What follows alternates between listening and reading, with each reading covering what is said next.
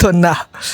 Yung araw na yan, yan na mismo yung araw ng paghukom. De joke lang. Hindi naman paghukom, pero ito na yung talagang papalakarin na ako at yung faith ko na lang yung mananatili na kung sakaling mawala man ako sa pagkatao, at least alam ko si Lord andyan para sumaklolo. Ang ganda naman dito, saktong-sakto pa talaga sa paggawa ko ng testimonya na to. Ang primary verse ko ngayon ay galing na naman kay Paul. Diba? Hindi ko talaga to sinasadya. Kasi sa mga panahon niya na yan, nasabi ko na rin sa huling testimonya, ay di ko pa talaga kilala si Paul. Pero ang ganda lang na yung mga pinagsasabi niya, yung mga talagang nag-resonate sa akin at mga kinuha kong verses para na rin dito sa paglakad ko ngayong araw. Sa kung saan man ako pumunta, I mean, may siguro nakakaalam kung saan yan, pero yan na mismo yun. Hindi ko kasi alam kung pwede ko siya sabihin. Siguro talagang pag okay na, siguro, doon ko na lang talaga siya ikikwento ng buong buo. Pero sabi dito ni Paul sa Philippians 3:8, "Indeed, I count everything as loss because of the surpassing worth of knowing Christ Jesus my Lord. For His sake, I have suffered the loss of all things and count them as rubbish, in order that I may gain Christ." Sobrang ganda dito ng sinabi ni Paul. Literal na kung ano rin tong ganda ng mundo. I mean, itong earth, itong ginawa ni Lord na to. Kung tutusin kapag ka umangkla ka rito para sa pamumuhay mo, yung mga ari-arian, kaperahan, pagmamay-ari mo na gamit, kung ano man na may iwan mo rin naman dito kapag ka nawala ka na, ay hindi talaga siya dapat. Kasi parang idolatry yung point. Kasi syempre, ito na yung gino-Diyos mo. Yun kasi yung point dyan ni Paul. Pero syempre nga, pagka si Jesus Christ yung ginawa mong angkla sa lahat, ay talagang hindi siya masasayang. Kaya nga sabi niya dito, "I have suffered the loss of all things and count them as rubbish in order that I may gain Christ." Kasi, I mean, nakakulong nga rito si Paul nung sinusulat niya tong mga letters. Yung iba pinipersecute siya, yung iba mas grabe yung mga pangyayari. Pero kasi di rin naman ma-identify kung saang point yon ng storya ni Paul. Pero ang alam nga natin ay talagang nagsuffer siya sa hardships. Pero yun nga talaga yung mas iniisip niya. Yung katauhan niya kay Kristo. Yun yung nasa puso talaga niya. Galing, no? Isipin nyo, pinipersecute ka. Ako nga nararamdaman ko nga na parang mag-isa ako. Pero ang hirap-hirap Kasi, syempre, di ko rin alam kung ano mangyayari sa akin. I mean, obvious naman, di ba? May mga gano'n namang klaseng punto sa buhay nyo. Pero si Paul, talagang nakaangkla lang siya talaga kay Jesus Christ, kay Lord. Yun talaga, yun yung maganda, yung life surrendered. Kasi, I mean, kung tutusin, di ba? Kung kay Lord ka lang talaga nakatingin, kahit saan ka pa pumunta dito sa mundo, sa lupa, hindi ka maliligaw. Kapag ka sa sarili mo ka, kumapit, may pag-asa kasing mawala ka . Siyempre, di mo naman masasabi yung greed, pwede kang atakihin, spiritual opposition, mga ganon. Para sa akin nga, yung bigat ng heartbreak. Pwede na rin yung grief, nasisira ako, yung faith ko sa hardship naman, talagang lumalakas. Pero syempre, nakakasira pa rin sa pang-araw-araw kasi di mo pa rin alam yung mga mangyayari. At yung takot na rin na may kasamang anxiety, yung fear talaga na ang lakas talagang makapanghina rin nun . Pero dahil nga kilala ko na faithful talaga si Lord Jesus Christ, alam kong kaya ko. Pinangganda nga rito.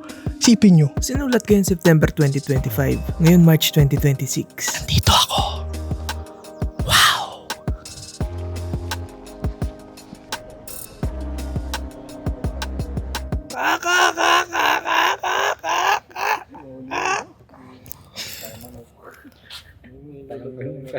Lalakad kami ngayon sa kalagitnaan ng basagin mo to.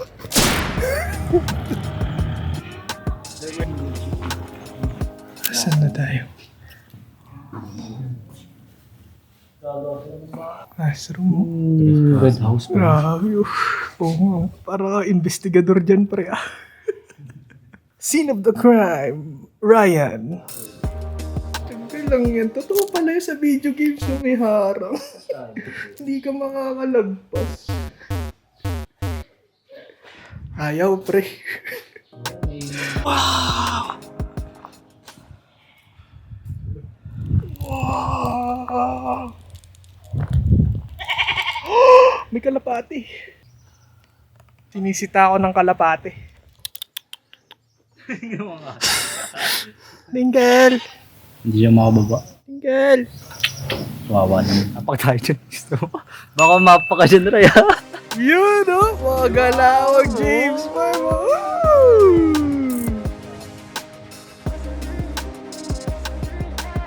Wow! Kagi! Ang ganda, idol! Ang lamig, ang presko, ang saya. Doon, pwedeng bumaba doon. No? Yun yung maganda. Ang kapit talaga nito. Sobrang kapit. Oh, yun sa'yo. Magkano yan? Magkano yun? 200 sa... Bawal sabihin. Pwede dyan?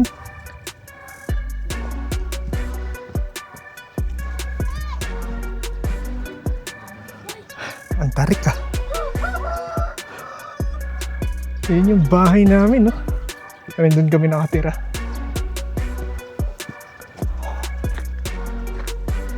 Wow. Alam kong bukas na yung pagsubok. Kasi di na ako napag-testimony. Kinabukasan neto eh. Pero sobrang grateful ko pa rin na nandito pa rin ako at na-experience yung buhay. I mean, nung sinusulat ko yung testimonya na yan, ngayon, malaya rin eh. Oh. Ang galing. Basta yung faith mo rin kay Lord, huwag magbago. Makakapunta ka sa mga lugar na di mo in-expect na mapupuntahan mo. Whew. Kumbaga, yung taon na yan, 2025, kahit napakahirap ng mga pinagdaanan ko, kahit yung mga grabing hardships, masasabi kong isa pa rin yan sa the best ko na taon kasi dito talaga ako nakapag-surrender ng todong-todo at ng buong-buo. I mean, siguro hindi naman buong-buo pero todo yung pag-surrender ko na kumbaga tinatry ko talaga yung best ko para masunod yung path ng righteousness na tinuro sa atin ni Lord. Ang ganda oh. I mean, isipin nyo ako, sumuko ako nung mga panahon na yan. Sabihin lang natin, sumuko. As in, sumuko. Double meaning, sumuko. Eh di, hindi ako makakapunta ngayon dito at may enjoy yung napakagandang tanawin. Kaya, tama talaga yun eh. Fear says give up, pero faith says press on. Kasi sabi rin sa Isaiah 41:10, "Fear not, for I am with you. Be not dismayed, for I am your God. I will strengthen you. I will help you. I will uphold you with my righteous hand." Yung promise nga dyan ni Lord ay patungkol sa pag-restore sa kung ano man yung nawala sa iyo. Lalo na sa kanila sa Old Testament. Sorry, di ko talaga masyadong minamahal pa ng todong-todo sa Isaiah, pero alam kong faith sa restoration yung topic.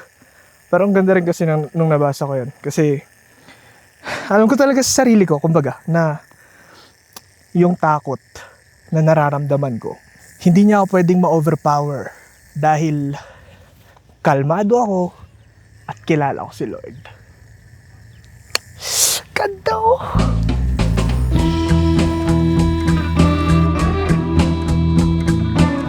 Basta, kumbaga, lakad lang. Huwag kang hihinto. Kung di mo kaya mag-isa, magpasama ka. Laban lang. Tandaan, di ka nag-iisa. Andito rin ako. Handang gabayan ka. Solid! Solid! Solid!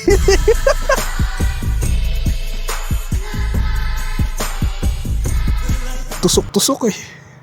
Nice ass.